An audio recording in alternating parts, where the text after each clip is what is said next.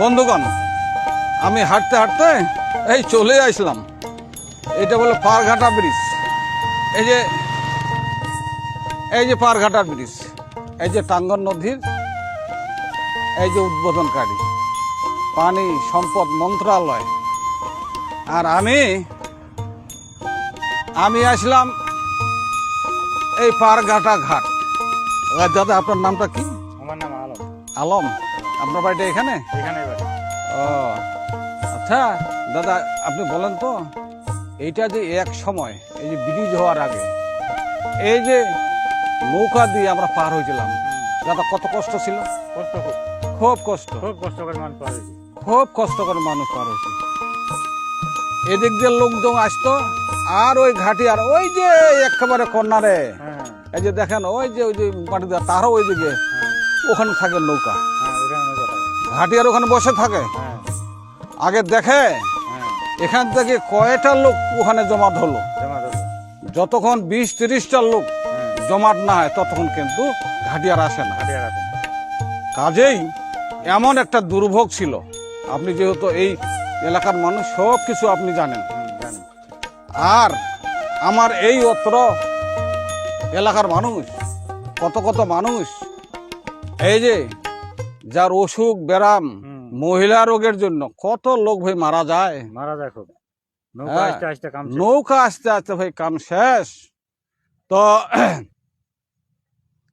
এদিককার নদীর ওই পারের হুম, মেয়ের বাপ, ছেলের বাপ আমার এদিকে মেয়ে দেয় না, না দিতে চায় না। দিতে চায় না। কেন? কিভাবে পার হবো? কিভাবে পার হবো? ঘাটের এত চারত। ঘাটের এত চাপ। আর যে ঘাট ভাই আছে, হ্যাঁ, যে ঘাটিয়ার, ও ভাই ও জম, ও চারে না পয়সা নেয় না কম। কম। মারাত্মক ব্যাপার। হুম, এই জন্য ভাই আমি আজকে আসছি এই পারঘাটা ব্রিজের, এই যে ব্রিজের হুম, একটু আপনাদের একটু দেখাতে। এই এলাকার মানুষ এখন তো খায় আর ঘুমায়, ঘুমায়। খায় আর ঘুমায়, ভাবনা চিন্তা নাই। হুম, এই যে পারঘাটা ব্রিজ হওয়াতে খায় আর ঘুমায়। এর আগে যে কত কত কি দুর্ভোগ হুম, ছিল ছিল। আপনি তো জানেন। আমার এলাকার মানুষ, হুম, আপনিও সহ আমার সহ কত আমরা এখানে এই যে ব্রিজের জন্য কত আন্দোলন সংগ্রাম, কত কি যেখানে সেখানে মিটিং, হুম, এই যে মন্ত্রী এমপি সমাবেশ করলাম, সমাবেশ সব করলাম। কিছু আপনি জানেন। জানি। হুম। হুম, কাজেই আমি আসলাম এই এলাকার মানুষদেরকে একটু ঘুম ভাঙাইতে। এরা তো খায় ভাই আর এখন ঘুমায়। ঘুমায়। তা কাজেই এই জিনিসটা মানুষ এলাকার লোক জানুক। হুম, আর জানিয়া আমি মানুষকে বলছি, সকল ভাইদেরকে আমি বলবো, আপনাকেও আমি বলছি, এইগুলা এই যে পরজন্মের এই যে ছেলে মেয়েরা হচ্ছে, হুম, সবাইকে জানান যে পারঘাটা কি অবস্থা ছিল। আপনার ছেলে মেয়ে কয়টা? 3টা। 3টা। হুম, যদি ছোট থাকে হুম, তাহলে ওকে বলবেন যে এই পারঘাটা এমন এক সময় ছিল, খুব করুণ অবস্থা।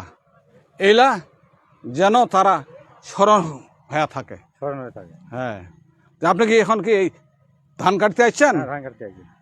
এই জায়গায় নাকি? হ্যাঁ, এই জায়গায়। ও, তো যাক ভাই, আমি একটু ওই ব্রিজের উপরে যাই। আচ্ছা, যান। আপনি দাদা যান, আপনাকে ধন্যবাদ, অসংখ্য ধন্যবাদ। হ্যাঁ, আলম না? হ্যাঁ। আলম ভাই, আপনার ধন্যবাদ। ঠিক আছে, আমি একটু হাঁটতে হাঁটতে একটু এই হাঁটতে হাঁটতে এই যে ব্রিজ, এই যে সাইনবোর্ড,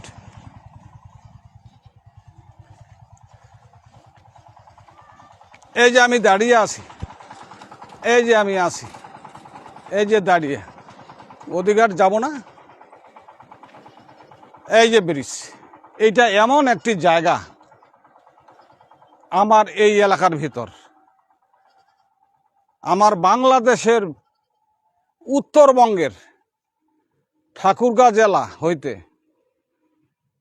দক্ষিণ 60 কিলো দূরে, আর দিনাজপুর থেকে 45-48 কিলো সোজা পশ্চিম দিকে। সামনে আমার বর্ডার ভারত, এইদিকেও ভারত, আর এমন একটি আমরা জায়গায় আমরা বসবাস করে আসি, এইদিকেও দিনাজপুরের শেষ সীমান্ত, ঠাকুরগাঁয়ের শেষ সীমান্ত। তো ভাই, আপনারা এই ভিডিওটা দেখেন, আর ছেলে মেয়েদেরকে, আমার এলাকার লোককে আমি বলছি, সকলকে, ছেলে মেয়েদের যেন তারা যেন শুনে। ছেলে মেয়েরা যদি মোবাইল দেখেন, ছেলে মেয়েদেরকেও আমি বলছি, তোমরা তো এই পারঘাটা ব্রিজের সম্বন্ধে তোমরা জানেন না। যদি ভিডিও যায় মোবাইলে তোমার, তাহলে তোমার বাবা মায়ের কাছে একটু জেনে নেবেন। বাবা মাকে বলবেন যে এটা কী ছিল। আমার বাড়িটা এখান থেকে সামনে, এই 3 কিলো হবে, বড়চুনা, এই বটিহাট শাহপাড়া। আমি সুরেশ সাহা। আমি যখন যখন ব্রিজ হয়, ব্রিজ হওয়ার আগে এই যে আমরা এমপি সম্মেলন করলাম, তৎকালীন সরকার, আওয়ামী লীগ সরকার আমলে জয়নাল চেয়ারম্যান আমাকে রাত 8টার সময় একটু ফোন করে দেয়, সুরেশবাবু কালকে আমাদের এখানে সমাবেশ আছে, তোমাদের সংগঠনের লোকলা, কমিউনিস্ট পার্টির লোকলা সবাইকে নিয়ে আসবে। এটা একটা নজিরবিহীন ফের একটা ঘটনা, শুনিলেই আপনারা হয়তো অবাক হয়ে যাবেন। রাত 8টার সময় যখন আমাকে ফোন দিল জয়নাল চেয়ারম্যান, তখন আমি সমস্ত লোককে আমি বললাম, কথা শুনে সবাই আনন্দিত। পরের দিন সমস্ত লোক আসলো। আমি তখন 10-11টা সময় আমার একটা আধা ভাঙ্গা সাইকেল ছিল। ভাই শুনেন, মারাত্মক ঘটনা। সেই সাইকেলটা নিয়ে ভাই আমি রওনা হইলাম।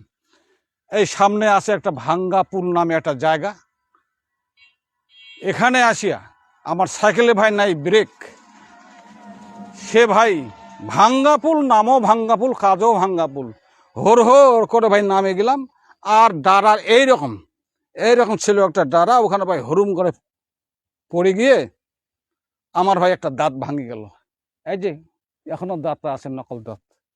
কাজেই এটা একটা মর্মান্তিক ব্যাপার। ওখানকার আদিবাসীরা সবাই আমাকে এই ধরে পড়ে ওঠায়। সে আমার ঘাড়ে গামছা ছিল, গামছা দিয়ে রক্ত টক্ত দিয়ে তবু আমি আসছি। এই এলাকার লোক আমাকে সবাই ভালোবাসে। এই যে এলাকার লোক, এইটা ফের আর একটা ফের শুনেন ঘটনা। আসেন একটু আগায় যাই। এই যে দেখতে পাচ্ছেন, এইটা বেড়দই গ্রাম, জগন্নাথপুর। এখানে খেকিরডাঙ্গা নামে একটা জায়গা আছে। এই খেকিরডাঙ্গার মানুষ আমাকে সবাই খুব ভালোবাসে। এই জায়গা প্রায় 100, 150, 200, 250 এখন পরিবার ওই বসবাস করে থাকে। ওরা সৎ সরল লোক, আমাদের ভূমিহীন লোক। কিন্তু জমিটা 80 একর জমি, একটাই দাগ, ওখানে বসবাস করে থাকে।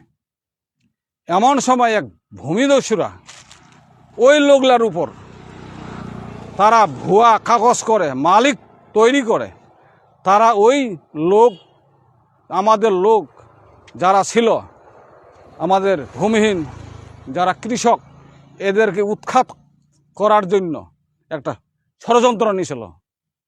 কিন্তু তারা সবাই মিলিয়ে সংস্থা সহ তারের বেড়া, তার কাটার এইরকম পিলার দিয়ে সমস্ত জায়গা কাজকর্ম ঘেরা বেড়া শুরু করেছিল।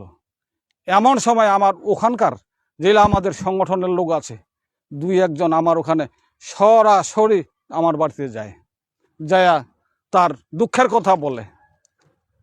তখন আমি বলি যে ভাই ঠিক আছে। তার কথাবার্তা শুনে আমি বললাম, তাহলে তুমি যাও, কালকে আমরা যাচ্ছি।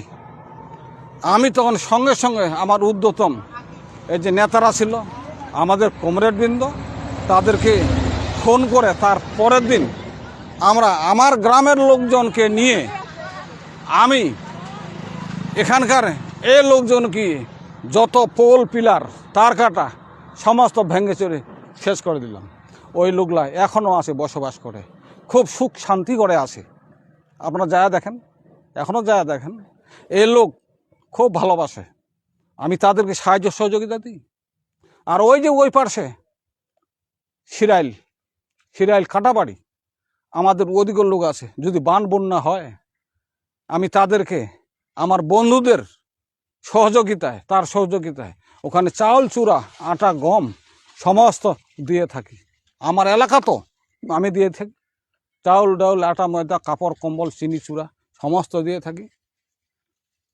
আপনারা দেখেন, কিন্তু আমার এলাকার কয়েকটা লোক ভাই আমার সাথে হিংসা করে। আমি জানি না, আমার মনে হয় ওই যে আমি এগুলা কাজ করি, ওরা তো আর পারে না, কাজেই ওরা ভাই হিংসা করে। আমি তাদেরকে বলি, ভাই হিংসা ছাড়েন, মানুষের ভালো কাজ করেন আর ঈশ্বরের কাছে প্রার্থনা করেন।